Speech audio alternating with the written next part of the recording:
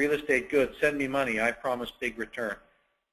Lots of investors try and go big fast, and that's one of the ways they do it, and that can very easily lead to some serious troubles.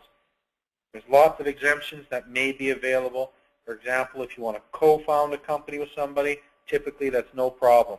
But if you've got a corporation and then you're going to sell shares, it could be an issue.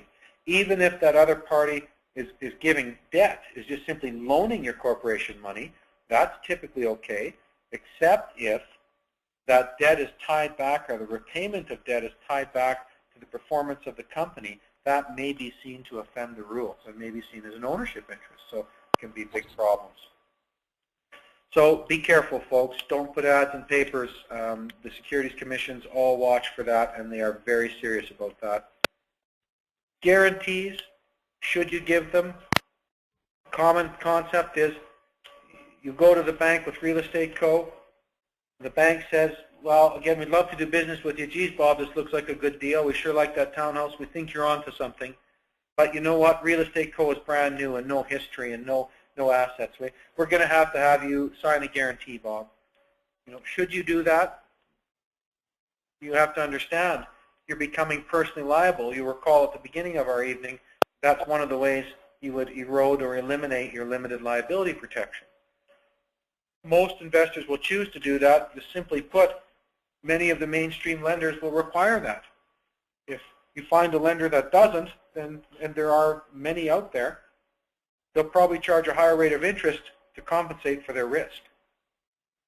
To provide the guarantee is a promise to pay the debt of another. That is what a guarantee is. So if you sign the guarantee, then you are personally on the hook. You and your speedboat and your car and your home are personally on the hook, all your personal assets, but only with respect to that particular debt.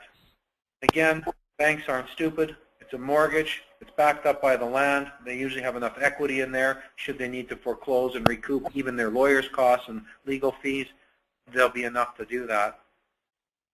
You are only on for that particular debt. You do not stand in the shoes of the corporation as against other debts, you know, with tenants or creditors or suppliers or employees or anything like that. It's really guaranteeing a particular debt. So as a result, many people will choose to do that. You have to be careful, again, having a lawyer read the guarantee for you, which luckily in most provinces is required, because a guarantee may be limited or unlimited.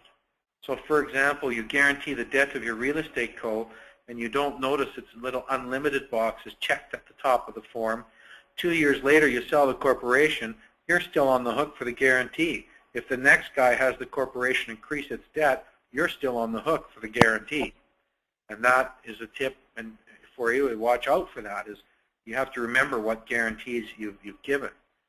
Many guarantees, if you actually read them, and you know guys like me do, if you actually read them, guarantees will say things like there's no need for concurrent notice of default, meaning if the corporation defaults, they don't have to let you know, they can just pursue you. Or they don't have to pursue the corporation first and exhaust its remedies. They can just come after you first and for everything.